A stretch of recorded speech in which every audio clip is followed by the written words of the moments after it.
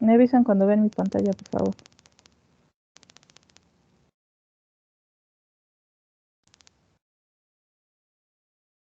Ya se ve, profesora. ¿Ya? Ok, muchas gracias. Bueno, entonces retomando un poquito lo de cromatografía, habíamos visto la clase antepasada que se clasifica, aparte de pues, con base en su fase estacionaria, pero sobre todo en el mecanismo físico-químico por el cual se van a llevar a cabo la separación de estos metabolitos.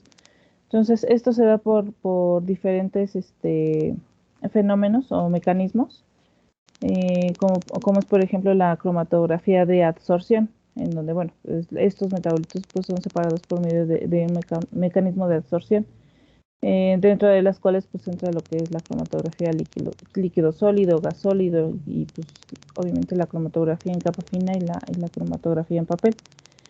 La cromatografía de reparto o de partición. Aquí entra lo que es la cromatografía líquido-líquido o gas líquido, la de intercambio iónico, exclusión molecular y la de bioafinidad, que bueno, pues ya utilizan unas fases estacionarias especiales y el fenómeno físico-químico es diferente de la absorción y al reparto o partición.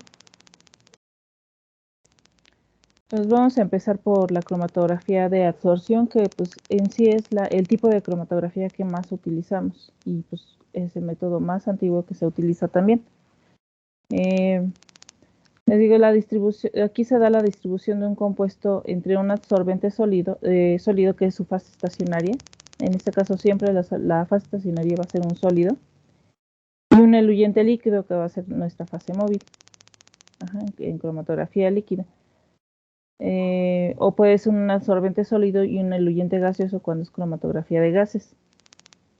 Aquí influye mucho la polaridad. Entonces los compuestos también se van a separar con base en su polaridad. Puede haber cromatografía en fase reversa. Generalmente lo que se utiliza pues la sílica y es polar, pero ya hay sílicas que son de fase reversa y les incluyen unas cadenas, lo vamos a ver más adelante, les incluyen unas cadenas donde las hace menos polar. Generalmente cuando estamos utilizando una cromatografía en fase normal, la ilusión se va a iniciar con el disolvente menos polar. Bueno, y pues retomando el mecanismo físico-químico por el cual se lleva esta cromatografía, pues les decía que es la absorción. Ustedes, con base en esta figura, ¿me pueden decir qué es la absorción y cuál es la diferencia con la absorción? Que estamos hablando de pues, conceptos muy diferentes. Pues la absorción es cuando se queda retenido en la superficie, y la absorción es que pues realmente el material que queramos extraer pues se va a impregnar totalmente en toda el material absorbente. Así es, y las interacciones que se dan entre la fase y el analito pues van a ser, son enlaces débiles y son enlaces reversibles. O sea, difícilmente aquí pues van a tener un enlace iónico, por ejemplo. Para eso están, bueno, como les decía, otros tipos de cromatografías, pero básicamente exactamente como nos dice su compañero es la diferencia entre adsorción y absorción. Sí, nada más quería que este concepto quedara muy, muy, muy claro. Y bueno, pues se ve, queda muy bien ilustrado también en esta figura. Les decía que hay diferentes tipos de cromatografías, las que ya les había mencionado. Entonces vamos a empezar por un tipo de cromatografía que utilizamos bastante, que es fundamental, pues tanto para la química orgánica como para la fitoquímica, que es la cromatografía en capa fina. Aquí la fase estacionaria va a estar puesta o soportada, vaya, en diferentes materiales, que va a ser aluminio, vidrio o plástico. Algunas placas, dependiendo pues, de lo que queramos analizar y el tipo de placa que tengan. Mande. Perdón, es que se escucha mucho como ruido, como Ajá. algo como unas bolitas que vibran, no sé si sea solo yo. Ay, no sé. A ver, ¿todos me oyen bien? Sí se escucha ese ruido que dice mi Un compañera. zumbido. ¿Sí? ¿Ya se dejó de escuchar? No, No. ¿No? A ver, me voy a salir tantito y me vuelvo a conectar.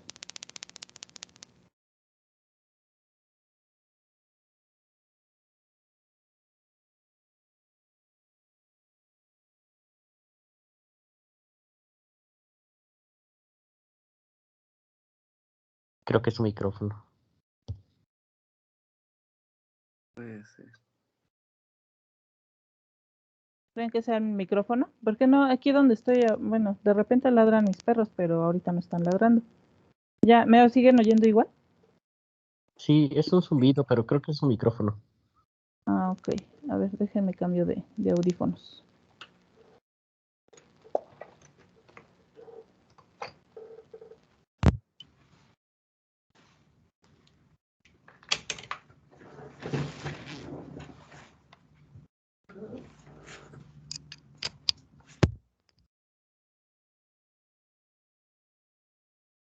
¿Me oyen con...? Ya cambié de micrófono, bueno, de audífonos. Ahora se escucha muy bajito. Ahora me escucho muy bajito. Pero pues sí se alcanza a escuchar, bueno, yo sí lo escucho. Sí, yo también, profesora. Yo también. Continúo con estos. Sí, los otros tienen como otro micrófono más se supone que es mejor, pero como ustedes me escuchan mejor. Sí, con estos que tiene ahorita, profesora, se escucha bajito, pero bien y sí no tan bajito, no pasa nada. Sí, es que también si quito el micrófono, como mi hijo tiene clase ahorita, pues van a escuchar mi clase y aparte clase de cuarto de primaria, entonces ya se va a escuchar mucha interferencia. Está bien, profesora, no se preocupe, con que se escucha bajito, se escucha bien. Bueno, voy a tratar de hablar más fuerte. Sí, Entonces les decía que la cromatografía en capa fina, que es un tipo de cromatografía sólido líquido, aquí tenemos una capa de algún absorbente que está soportado en diferentes materiales, que puede ser aluminio, vidrio o plástico.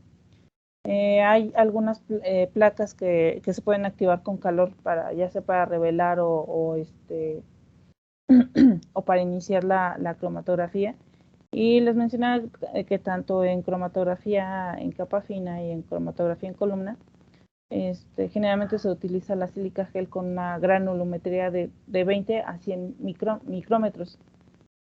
También les comento un poquito, hay otro tipo de clasificar la cromatografía y es según el soporte que utilizan, que está la cromatografía plana y la que es en columna. Obviamente, pues, la cromatografía plana entra la cromatografía en capa fina y la cromatografía en papel, y en columna pues entra todas las demás, porque pues el soporte que utilizan en donde se pone la fase estacionaria pues es una columna. Y bueno, pero aún así, la sílica gel no es el único absorbente que se utiliza. También hay otros como alúmina, celulosa, celita, poliamidas, silicato de magnesio. Les digo que hay unas sílicas ya modificadas. Y bueno, esta básicamente es una técnica que se utiliza para la identificación de metabolitos más que para hacer la purificación. Este es un método de identificación. Ajá, porque vamos a obtener unas manchas. Pero si nosotros raspamos estas manchas, pues la cantidad que vamos a obtener pues va a ser muy poquito. O sea, tendríamos que repetir esto n veces para obtener una cantidad que no sé, posiblemente podamos cuantificar o que podamos utilizar con otro fin. Entonces, este método es básicamente para identificación.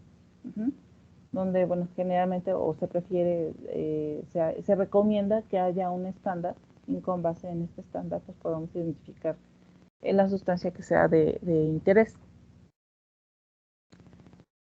Sí hay una variante de la cromatografía en capa fina, que es la cromatografía preparativa. Entonces en esta se pone una sílica ya más, una capa de sílica más gruesa de la habitual. Se aplica una cantidad de muestra mayor. Se aplica en bandas, se aplican unas bandas a lo largo de toda o se aplican varias bandas y se corre la cromatografía. Entonces sí, para ocupar esta técnica, el requisito es que las manchas las podemos ver bajo la luz UV. ¿Por qué? Porque si nosotros ocupamos alguno de estos, ¿cómo se llama? Si nosotros ocupamos algún revelador que utiliza una técnica destructiva para poder ver la mancha, pues ya no nos sirve de nada, porque pues, en primera no podemos ubicar la mancha. En segunda, si para ubicarla necesitamos una técnica destructiva, pues ya ahí se fue nuestra muestra. Entonces, es un requisito para poder separar por cromatografía preparativa, que podamos identificar nuestra muestra, nuestro analito, por UV. Entonces ya identificamos, raspamos la mancha y ya recuperamos así nuestro compuesto. Pero bueno, siguiendo en lo que es la cromatografía en capa fina,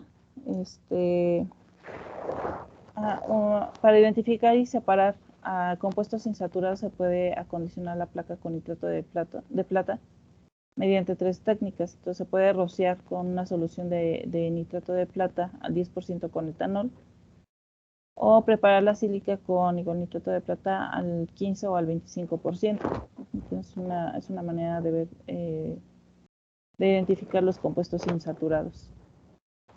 Les decía que tenemos diferentes soportes, que es vidrio, aluminio y plástico. Obviamente pues cada uno ofrece ventajas respecto a otro.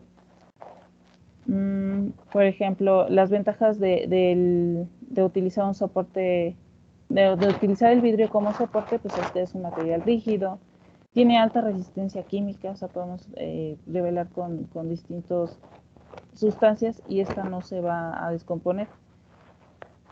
Tiene alta resistencia al calentamiento y al carbonizado y es transparente. Yo sé que ustedes no tomaron de manera presencial el laboratorio de Pharma, pero bueno, aquí siempre pongo de ejemplo porque no sé si les habrán pasado video o algo así, pero cuando se hace la práctica de biotransformación, que les dan a tomar cápsulas de diferentes compuestos, que es cloruro de amonio, bicarbonato y quien toma agua nada más, con 2 aspirinas. Entonces colectan orina por diferentes tiempos, entonces tienen que ver pues qué productos de la biotransformación del ácido acetil salicílico recuperan en la orina. Con esto ven la biotransformación. Bueno, a lo que voy es que para ver qué metabolitos salen, la orina la tienen que concentrar, tienen que aplicar en placas, y aquí en esta práctica se tiene que usar placas de vidrio, con soporte de vidrio. ¿Por qué? Porque cuando hacen el revelado lo tienen que hacer con el Trinder. El Trinder, no sé si lo vieron, pero es una solución ya no me acuerdo bien, creo que tiene mercurio, tiene cloruro férrico, y este es el que hace el complejo con los grupos OH de los metabolitos del ácido acetil salicílico. Pero resulta que si lo hacen en aluminio, el Trinder reacciona con la placa de aluminio. ¿Y qué creen? Que se cuartea horrible toda la sílica, y si no tomaron la foto rápida, o sea, pierden su placa. Entonces, este es un ejemplo de la alta resistencia química que podemos ocupar más reveladores, porque difícilmente va a reaccionar con el revelador que estemos ocupando. Entonces, esto es un ejemplo de la resistencia química, que bueno, sale un poquito de la materia, pero bueno, espero les haya quedado la idea, porque les digo que no tomaron el laboratorio de manera presencial. Las desventajas, pues es que es gruesa y frágil, o sea, se les cae y ya quedó en cachito su placa. No se puede cortar con tijera, necesitamos pues un cortador especial. No, si lo quieren almacenar en sus libretas, pues también va a ser un poco difícil, les va a quedar muy pesada. y pues ocupa mucho espacio de almacenamiento respecto a ¿cómo se llama? A los otros soportes. Les digo que tiene alta estabilidad al calentamiento y tiene alta resistencia química. El aluminio, la ventaja pues es que es delgado, es de bajo peso y de bajo costo de transporte. También tiene alta resistencia al calentamiento, pero no, les digo que no tiene alta resistencia química. Hay reveladores que no se pueden utilizar con aluminio. Es poco frágil y es más fácil almacenarlo en libretas. No sé si alcanzaron a tomar laboratorio de química orgánica, corrieron alguna cromatografía y pues la podían almacenar en sus, o incluso pegar en su reporte, porque pues no ocupa demasiado espacio. Como les decía, la desventaja es que el aluminio pues puede reaccionar con algunos reveladores y pues es un material opaco. Sí soporta el calentamiento, tiene estabilidad al calentamiento, pero su resistencia química pues es baja. El plástico, utilizar plástico como soporte, pues también es delgado, también es poco frágil. Se puede cortar con tijeras, pero yo creo que está un poco difícil. Corremos el riesgo de que se nos cuarte la sílica. También tiene alta resistencia química, es más difícil que el plástico pues, también reaccione con algún revelador. Y pues por lo mismo de que es delgado también se puede almacenar fácilmente en libretas. No es tan ligero como el aluminio, pero pues tiene un peso medio, es opaco. Eso sí, aquí no podemos calentar, es una desventaja que no podemos calentar como si tuviéramos una placa de vidrio y aluminio, y a veces sí es muy necesario llegar a poner a calentar nuestras placas. Les digo que hay un riesgo de que la placa se nos dañe cuando la flexionamos. Como desventaja, pues tiene estabilidad al calentamiento limitada, pero tiene alta resistencia química. ¿Cuál vamos a ocupar? Pues la que se adapte mejor a nuestras necesidades. Si necesitamos nosotros utilizar un revelador con el cual después necesitamos calentar a altas temperaturas, obviamente pues no va a ser una opción utilizar una placa que tenga un soporte de plástico. Las fases estacionarias que se pueden utilizar ¿cómo se llama? En cromatografía en capa fina, pues está el gel de sílice clásico, que es una matriz universal. Vamos a tener el tamaño de partícula en función del tipo de placa que queramos, hay diferentes. El tamaño, digamos, estándar es de 10 a 14 micrómetros.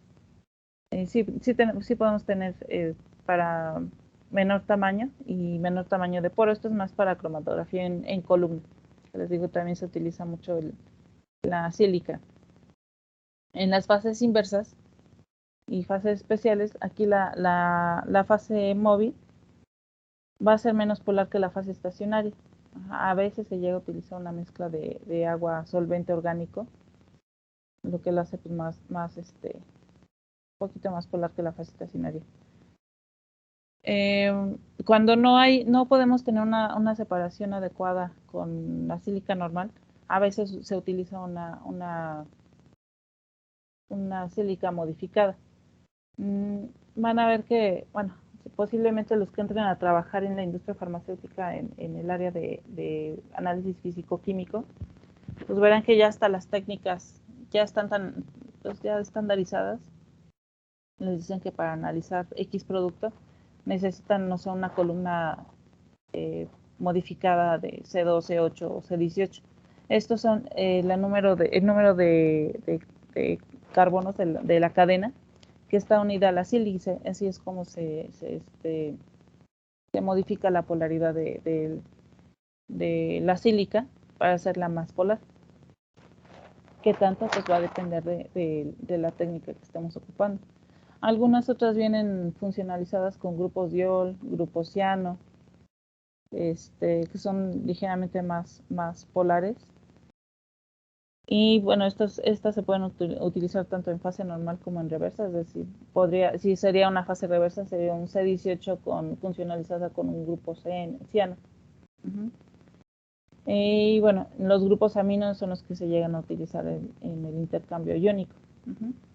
Y pues obviamente son ideales para separar compuestos con carga, que lo vamos a ver más adelante.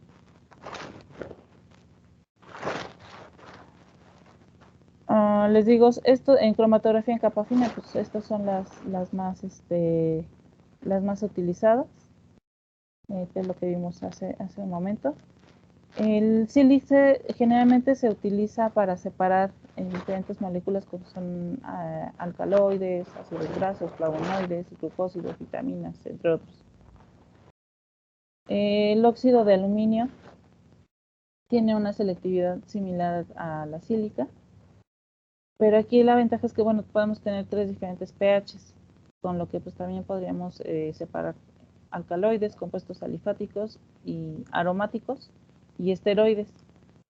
Y la celulosa también se puede modificar con una carga positiva a un pH ácido o neutro. Y generalmente la celulosa, que sería la cromatografía en papel, la ocupamos para separar compuestos hidrofílicos o separar moléculas que contengan grupos de intercambio iónico. Les digo, hay diferentes métodos de detección, como pues, usar vapores de yodo o sulfato sérico. Más adelante vamos a ver un poquito más acerca de los métodos diferentes métodos de detección. Algunos pueden ser específicos, pero hay muchos métodos de detección que son generales, nada más es para ver manchas. Por ejemplo, ya unos métodos de detección ya generales, pues es por ejemplo, cuando queremos detectar ácidos carboxílicos, se puede utilizar una solución de indicadores como es el azul de bromofenol o el verde bromocresol.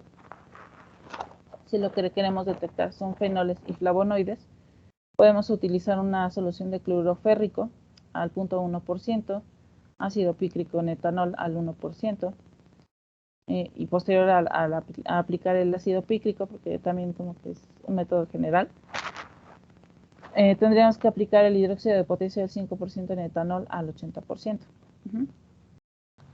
Si queremos detectar terpenos y esteroides, utilizaríamos una solución saturada de pentacloruro de antimonio en cloroformo, un poquito tóxico. Si necesitamos detectar azúcares, vamos a utilizar la para-anisidina en butanol al 3% y después calentar. Si lo que tenemos son aminoácidos y péptidos, vamos a ocupar una solución de ninhidrina al 0.1% o una solución de 8-hidroxiquinolina en acetona. Y por ejemplo, si lo que queremos detectar son alcaloides, generalmente lo que se utiliza es el reactivo de Dragendorf.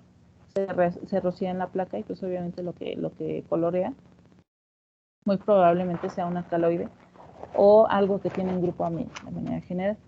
Y otro revelador para alcaloides puede ser el ácido yodoplatínico. Ahora vamos a ver un punto muy importante, que son los factores que modifican la cromatografía en capa fina. Ustedes ya llevaron métodos de separación y todo esto lo vieron en un parcial, si no me equivoco. ¿Cierto o no? Entonces, ¿qué me pueden decir de los factores que modifican la cromatografía en capa fina? Ya aquí más o menos les di algunos. Ustedes, a ver, explíquenme un poquito más. Digo, porque esto lo vamos a ocupar también más adelante en el laboratorio. ¿Por qué la pureza de los disolventes? Pues los disolventes deben de estar. Bueno, según yo, porque puede haber impurezas que de alguna forma modifiquen la polaridad de los disolventes, o si están contaminados, su punto isoeléctrico también se modifica. Exactamente, por eso es importante que pues, los disolventes que vamos a utilizar para la cromatografía en general, no solamente la de capa fina, pues estén puros. Para esta cromatografía nos dice que de preferencia debe de llevarse a cabo en un área sin corrientes de aire. ¿Por qué creen que sea?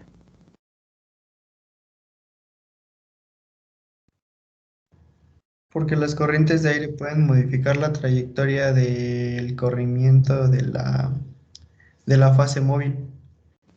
No, pero esto lo vamos a llevar a cabo en una, ¿cómo se llama? En una cámara Fotográfica. cromatográfica. Ujú. Sí, porque si tenemos nuestra fase así destapada, pues no tendríamos una buena separación de los metabolitos. Ahorita les digo por qué, pero ¿por qué creen que habría que evitar corrientes de aire? Sería lo ideal. Porque el aire también, pues como quiera, trae contaminantes. Podría ser. Altera el Pero, flujo, ¿mande? altera el flujo de el solvente. Ajá, exactamente. ¿Qué hacemos nosotros para meter nuestra placa y sacarla? Pues tenemos que abrir la cámara. Entonces, esta tiene que estar bien saturada. Ese es otro factor que también puede modificar la cromatografía en capa fina, la saturación de la cámara y viene relacionada también con la corriente de aire. Entonces, si nosotros estamos en un lugar donde hay mucha corriente de aire y necesitamos abrir nuestra cámara para meter nuestra placa, podemos perder la proporción de los disolventes y eso nos podría dar que pues, no corra bien nuestra placa, que ya los metabolitos o los analitos, como se pierde la proporción de los disolventes en la fase móvil, puede provocarnos pues, una variación en las proporciones y que ya no se corra la placa de manera adecuada. Ujú. La temperatura. ¿Por qué nos afectará en la cromatografía la temperatura? La temperatura del medio ambiente. Si varía mucho, puede volatilizar en un flujo diferente al solvente.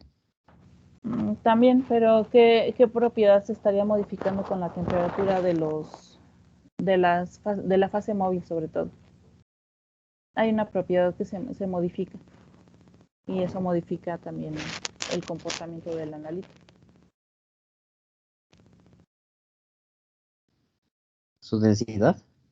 La densidad y la viscosidad, ¿no? Aunque nosotros lo vemos líquido, pero ya tenerlo a diferentes temperaturas, pues sí va a modificar su viscosidad. Y esto puede favorecer que se retenga más en la fase estacionaria, por ejemplo, si es un lugar muy, muy frío, se va a hacer pues más viscoso los disolventes y va a favorecer que se quede más retenida en la fase estacionaria, entonces va a correr de manera diferente que bajo otras condiciones. Y si está haciendo más calor, a lo mejor va a favorecer que sea, pues ahora sí, como que no se absorba a la fase estacionaria y que sea mayormente disuelta en la estacionaria, en la móvil, y pues se corra más con la fase móvil. Uh-huh. Ya les digo, ya que ustedes empiecen a trabajar en la industria, van a ver que los laboratorios generalmente están a condiciones controladas de temperatura y humedad. Uh-huh. A la época del año se mantiene más o menos las mismas condiciones de temperatura y humedad en el laboratorio y sobre todo en los cuartos de HPLC. Uh-huh. Esto pues porque es importante, o todas estas variaciones nos van a provocar modificación en la cromatografía. Uh-huh. Pues, pues nosotros en el laboratorio difícilmente podemos controlar esas condiciones. Hay veces que hace mucho frío, hay veces que hace mucho calor, pero pues porque no tenemos clima para tener siempre las mismas condiciones de temperatura en el laboratorio, pero sería lo ideal que si se trabaja o se va a trabajar con cromatografía, que estemos siempre a la misma, o se trabaje siempre a la misma temperatura. Un factor muy importante, concentración de la muestra. ¿Por qué? Ustedes lo debieron haber visto también en métodos. ¿Por qué la concentración de la muestra nos va a afectar en esta cromatografía? Porque eso va a afectar en el diámetro de la mancha, si tiene coleo, qué tanto va, bueno, no qué tanto va a correr, pero la intensidad pues sí, de cómo se ve la mancha, si va a salir muy clarita o muy oscura. Exactamente. Ya ven que si está demasiado concentrada se va a colear, entonces no es que no se hayan separado, es que está tan concentrada que pues van a ver una mancha desde el origen hasta arriba, como lo vieron en la práctica 2. Sí, ¿no? Había una placa que estaba así toda coleada, toda bien fea. Esto es por efecto de la concentración de la muestra. Entonces, muchas veces, y bueno, van a ver que si ustedes van a, ¿cómo se llama? Hacer una cromatografía en capa fina en la industria farmacéutica, las técnicas son tan específicas que tienen que aplicar con una jeringa especial y tienen que aplicar una cantidad específica ¿cómo se llama? De su muestra a una concentración determinada. Ajá, y de una manera generalmente se aplica en banda. Uh-huh. Esta es la cromatografía en capa fina en la industria, poniéndome otro poquito de la materia. Se utiliza la cromatografía en capa fina para detectar compuestos relacionados, es decir, compuestos que pueden ser productos de la descomposición de la glibenclamida. Entonces, si no salen, digamos, manchas extras en el cromatograma, pues se dice que no hay descomposición de este medicamento, de este fármaco. Uh-huh. Pero les digo, son tan específicas que hay que inyectar una cantidad específica de la muestra justamente para evitar que no haya un coleo y que las manchas estén bien definidas y se puede decir si hay o no hay compuestos relacionados del fármaco. ¿Sí? ¿Alguna duda sobre este punto? Este punto es muy importante.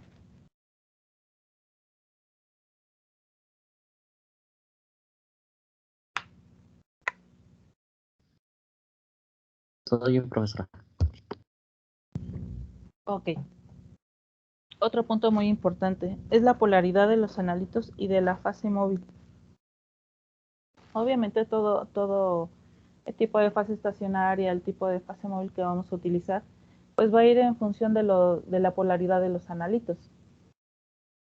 Retomando los ejemplos de fitoquímica o de la materia, pues obviamente si nosotros tenemos un extracto, queremos ver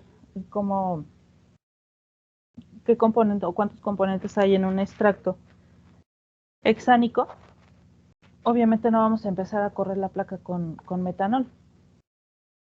¿Por qué creen ustedes?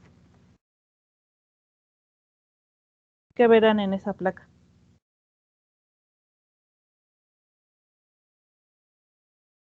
Si tengo un extracto hexánico, lo aplico en mi placa y lo quiero correr con metanol, ¿qué va a pasar en esa placa? No va a correr. Exactamente, no va a correr, se va a quedar en el origen. ¿Por qué? Porque mis metabolitos son no polares, o yo ahí arrastré mayoritariamente metabolitos no polares. Ajá, entonces va a quedar en el origen. Entonces tenemos que conocer de preferencia la polaridad de los metabolitos. Uh-huh. Y con esto, pues empezar a probar diferentes fases móviles.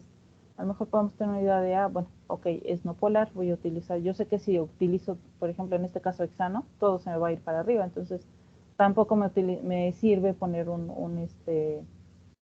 una fase móvil totalmente no polar, entonces tengo que empezar a jugar con la polaridad hasta encontrar un punto en donde se me separen las diferentes manchas, los diferentes componentes de la muestra. Otra utilidad que tiene la cromatografía en capa fina, por ejemplo, nosotros, pues ya regresando al ejemplo de el extracto hexánico, empezamos a ver las diferentes fases móviles con las que podemos separar nuestros componentes del extracto. Entonces, ya que tengamos establecido bien en la cromatografía en capa fina, en dónde se separan mejor nuestros analitos, nuestros metabolitos, esto nos va a servir como base para la cromatografía en columna, porque ya sabemos más o menos con qué sistemas de disolventes vamos a tener una mejor separación de los metabolitos. Entonces les digo que esta es una operación que, si bien es de identificación, no es de purificación, pero sí es una operación fundamental para el trabajo en el laboratorio de fitoquímica. Uh-huh. Va a ser la base para que nosotros hagamos nuestra cromatografía en columna. ¿Sí? Ya sabemos, pues a lo mejor que vamos a empezar con un X disolvente y vamos a ir variando la proporción a manera de favorecer la absorción de los metabolitos y después arrastrarlos para poderlos separar. Uh-huh. Entonces es muy importante considerar la polaridad de los analitos y obviamente la de la fase móvil. ¿Hasta aquí hay alguna duda? ¿Algún otro factor que se me haya pasado que digan, no, le faltó esto?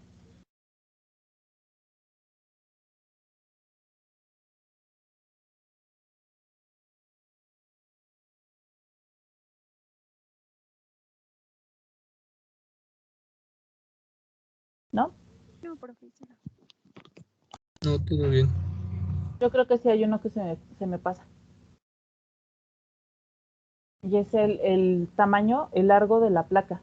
Sería lo mismo correr una muestra en una plaquita de 3 centímetros a correr de alto, a correr una muestra en una placa de 8 centímetros de largo.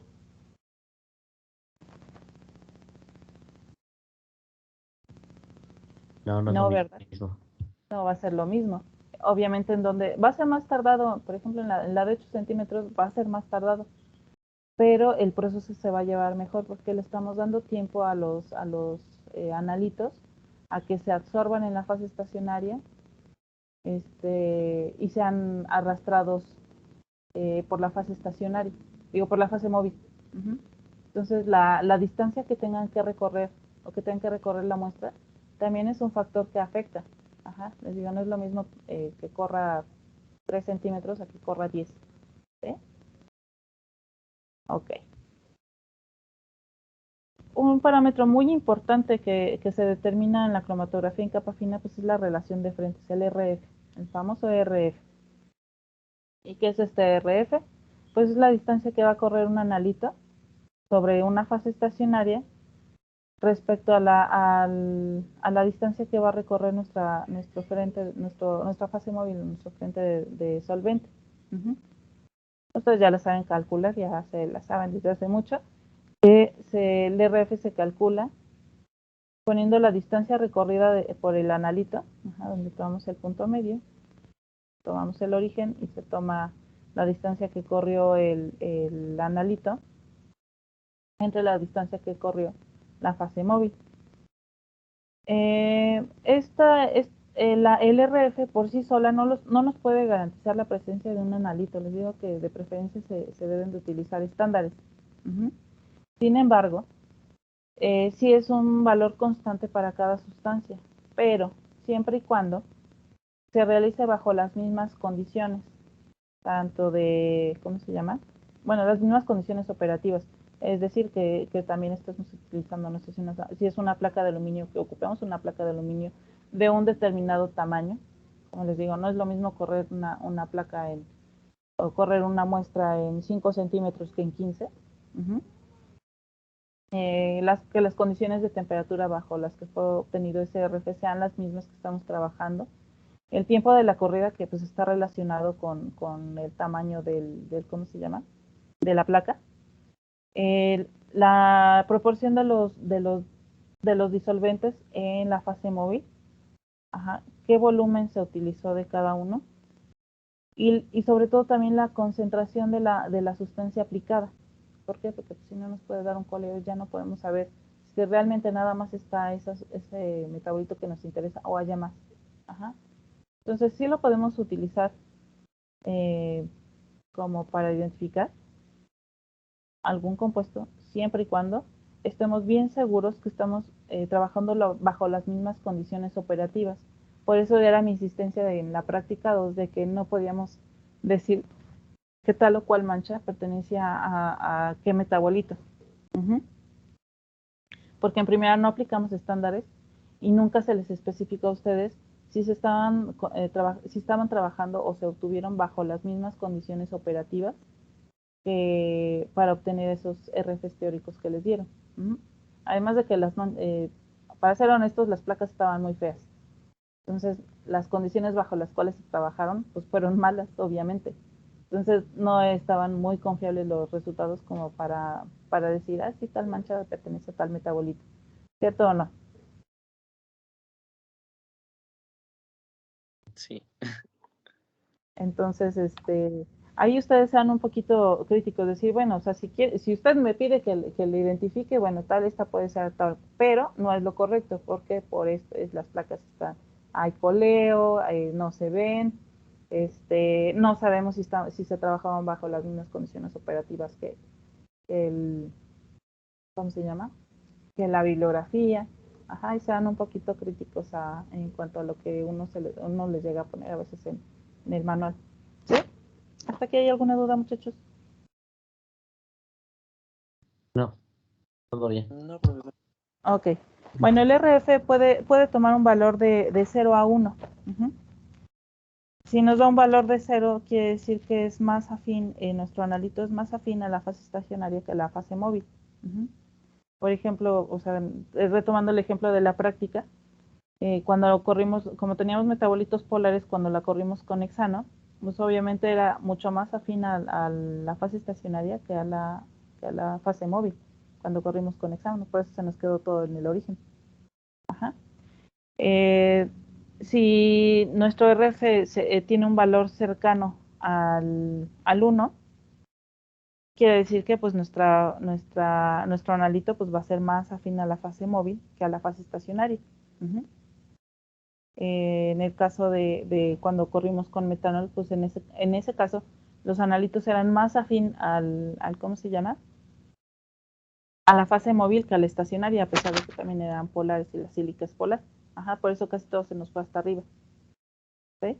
No hubo una separación. Les digo que en esa práctica, cuando se hace bien la cromatografía en capa fina, vemos manchas casi desde el origen. O sea, se ve un rosario de manchas así, pero un montón, se ve muy bonito. Ajá. Entonces, ahí la fase móvil, como no son tampoco son tan afín los metabolitos a esa, o no todos tan afín a esa fase móvil, fue que algunos pues, se pueden ir quedando retenidos a lo largo de la fase estacionaria y se da pues una mejor separación, una mejor elusión de los diferentes componentes de ese extracto. Uh-huh. Tanto bueno, esto sobre todo es para cromatografía en papel. Mejor lo abordo esta cromatografía en papel. Bueno, ¿hasta aquí alguna duda? No, ¿verdad? Creo que todo bien.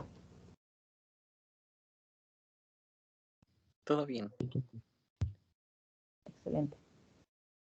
Entonces, ahora sí, vámonos con la cromatografía en columna. Les digo que una base para pasarnos ya a la cromatografía en columna es la cromatografía en capa fina. Uh-huh. Su fundamento es muy similar. Lo único que cambia es que ahora ya no tenemos, nuestro soporte ya no es una placa, sino pues es una columna, vaya. Ajá, pero el fundamento es el mismo. Pues a mayor grosor del absorbente, mayor la velocidad de percolación del disolvente. Es decir, va a haber menor superficie de contacto y menor eficiencia en algunos casos. Así como les decía que la distancia que recorren los analitos en la cromatografía en capa fina, aquí también es muy importante la distancia que va a correr los diferentes analitos en la columna. No es lo mismo que tengamos esta altura de columna a que tengamos, no sé, por ejemplo, por aquí.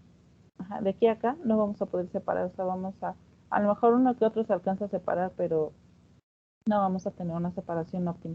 Necesitamos tener una mayor cantidad de sílica o de nuestro material absorbente. Aquí, bueno, los compuestos no polares van a interactuar de manera débil con el absorbente mediante fuerzas Van der Waals, interacciones, a lo mejor van a tener interacciones más fuertes con compuestos polares, pues se retienen más, como son las dipolo-dipolo, enlaces de coordinación, puentes de hidrógeno, etc. Uh-huh. Les digo que aquí también vamos a tener diferentes absorbentes. El más común, la sílica gel. Se recomienda que la proporción que se utiliza de sílica gel respecto a la muestra es 1 a 40. Ajá, pues, es decir, por cada gramo de muestra vamos a poner 40 de sílica. Uh-huh. Esto pues para que se dé una separación óptima de los metabolitos. Claro, todo esto va a depender de su técnica, también lo que especifique su técnica. Podemos tener también alúmina, que es el óxido de aluminio. Esta tiene mayor absorción de compuestos polares y la proporción en la que se utiliza es 1 a 20. Uh-huh. 1 gramo de muestra por 20 de alúmina. Y podemos tener la de 3 tipos, ácida, básica y neutra. También podemos tener silicato de magnesio, que es de absorbancia media y se utiliza para separar lípidos, glucósidos y azúcares. También lo podemos hacer con carbón activado, no polar, y se utiliza pues, generalmente 1 a 1, mezclado con celita, 1 a 1 celita. Y ese se utiliza para separar azúcares polihidroxiaromáticos y poliaromáticos. Podemos tener poliamida, que se utiliza para separar compuestos que puedan formar puentes de hidrógenos con aminoácidos y polihidroxicompuestos. Y pues las fases reversas, como lo vimos en la cromatografía en capa fina, que es de cadena de 8 o cadena de 18, funcionalizada también con otros compuestos.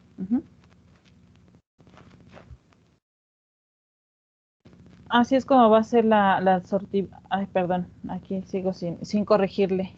Es la absortividad.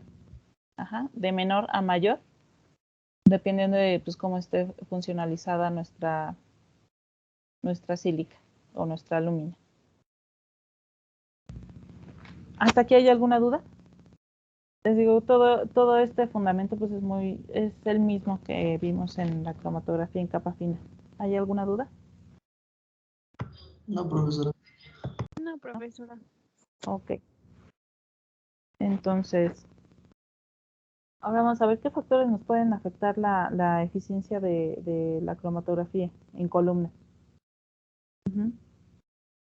La naturaleza de la fase estacionaria. Ya vimos que podemos tener diferentes fases estacionarias. ¿Cuál vamos a ocupar? Depende de que nos establezca la técnica o depende de la naturaleza de los compuestos que vamos a tener.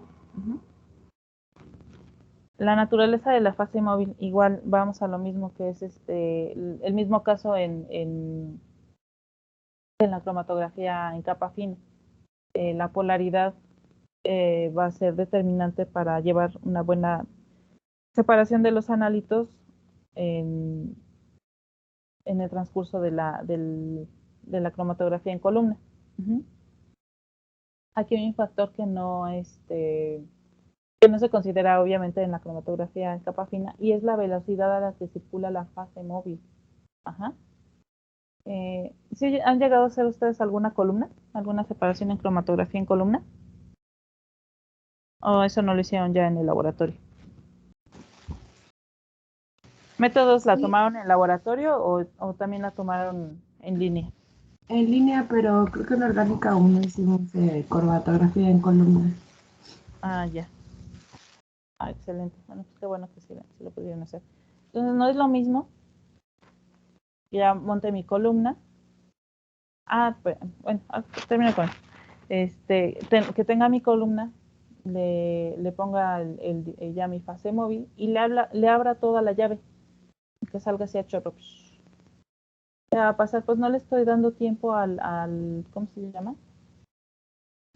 Al analito a que tenga una interacción con la fase estacionaria. Entonces, pues va a salir rápido. No voy a dar tiempo a que se separe.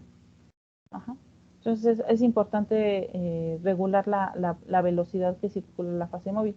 Esto también va a estar relacionada con el tamaño de partícula y la porosidad de nuestra sílica. Hay una que es muy finita y tarda muchísimo en caer el disolvente. Entonces incluso en estas se llega hasta meter con una bomba de aire para forzar al disolvente a salir. Pero es que está tan finita la sílica que cuesta trabajo. En estos casos sí se requiere una ayuda externa para que salga con mayor velocidad la fase móvil. Pero estamos ocupando una sílica normal, que en su tamaño de partícula no es tan fino, pues obviamente no vamos a ocupar ayuda externa.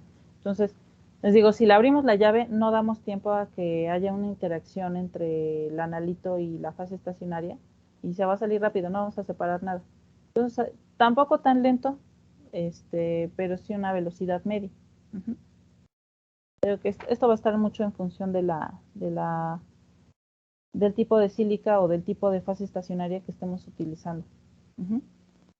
Y pues la temperatura de trabajo que ya habíamos visto, que pues se modifica el coeficiente de difusión de los analitos entre la fase estacionaria y la fase móvil. ¿Sí? ¿Alguna duda? No. Aquí en cromatografía en columna es muy importante que nuestra fase estacionaria, cuando nosotros empaquetamos nuestra columna, no se fraccione, no queden burbujas o no queden huecos. Ajá. ¿Por qué? Porque pues, se pierde la continuidad del corrimiento de las muestras. En cromatografía en columna, pues las muestras suben por capilaridad. Bueno, más bien, la fase móvil sube a través del absorbente por capilaridad. En este caso, lo que estamos ocupando, pues es básicamente la gravedad. Ajá. Entonces, si nuestra columna está fracturada, tiene espacios entre la sílica, esto nos va a afectar la eficiencia de nuestra separación de los metabolitos. Entonces es importante que esté homogénea. Nos pasa y es muy común que pues están distraídos y no se dan cuenta que se les seca la columna, pues ya la fracturaron. Entonces muchas veces lo que hay que hacer es volver a empezar. Hay veces que se puede recuperar, pero aún así pues ya no, la separación ya no es tan eficiente. Ajá. Entonces es muy importante que nuestra fase estacionaria esté homogénea. ¿Sí? Si no está homogénea, esto nos puede afectar la separación de los metabolitos. ¿Por qué? Pues porque pierde la continuidad que van siguiendo los analitos a través de la fase estacionaria. Le interrumpen el proceso. ¿Sí? ¿Hay alguna duda hasta aquí? No. Ok, hasta aquí lo vamos a dejar. Ya en la siguiente nada nos queda cromatografía en papel y ya vemos diferentes reveladores que podamos tener. ¿Sí? Entonces, hasta aquí lo dejamos. Nos vemos 9:15 en el laboratorio. Pues ya, váyanse a desayunar, échense un cafecito. Gracias, profesora. Igual ¿Sí? provechito para usted. Bueno, Sí. gracias. Gracias, hasta luego. Gracias, hasta el rato.